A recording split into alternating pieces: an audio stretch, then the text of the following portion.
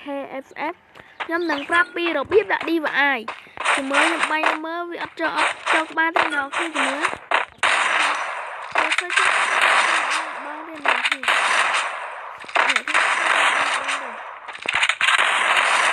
ទៅតាមបង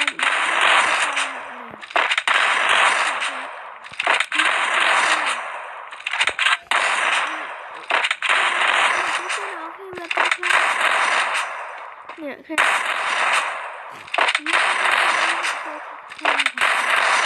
ที่ដំបងអ្នកគ្នាចាញ់ពីហ្គេមយ៉ាងមក free ផងរៀងកៀងបន្តិចទៅសាប់ខ្ញុំ free ផងអ្នកគ្នាឬអ្នកគ្នាចូលការកំណត់មកចូលការកំណត់បើមានសំឡេងរំខានហើយអ្នកគ្នាសូមឲ្យជា free ផងអ្នកទាំងអស់គ្នាហើយអ្នកគ្នារកអំពីទូរស័ព្ទនេះហើយចុចនេះកំណែនេះ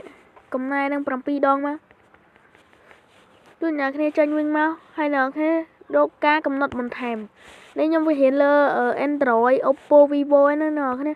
ហើយអ្នកគ្នារកជំរឿននៃអភិវឌ្ឍមករួចអ្នកទាំងអស់គ្នារកពាក្យនេះអ្នកគ្នានេះពាក្យនេះលើ Android មានពាក្យហ្នឹងហើយហើយអ្នកគ្នាបើក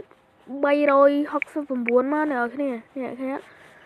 អ្នកគ្នាដាក់មករួចអ្នកគ្នាចេញវិញមកចេញហើយអ្នកគ្នាចូលហ្គេមអ្នកគ្នាវិញអ្នកគ្នាចូលហ្គេមវិញមកមើលមានសំឡេងរំខានអីសូមបញ្ជា free ផងអ្នកគ្នា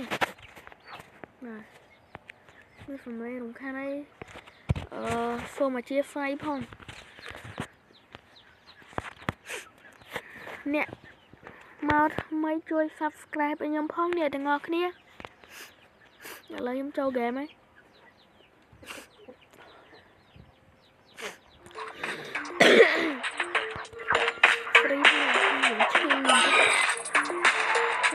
តែនេះវាចូលហ្គេមនេះគៀងតិចណា sorry ផង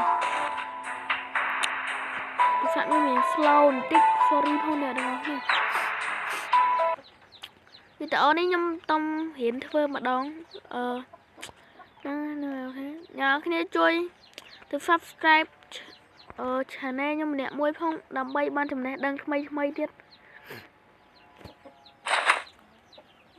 ហ៊ីងគៀងតិចអ្នកគ្នា sorry ផងមើលអ្នកគ្នាចាំមើល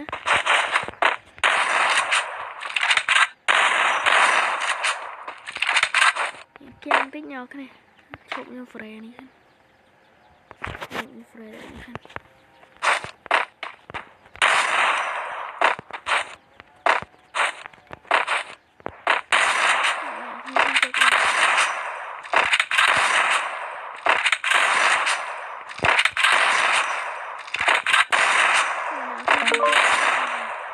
អានេះទៀតអ្នកគ្នាហ្នឹងទីបអាយហ្នឹងវាមួយឲ្យទៅគាត់នេះខ្លួនអ្នកគ្នាអ្នកខាងឃ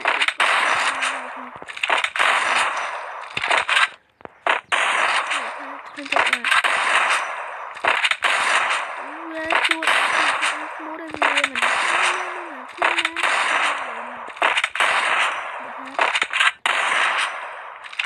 អូខេអ្នកគ្នាជួបខ្ញុំនៅស្អែកបាយអ្នកទាំងអស់គ្នា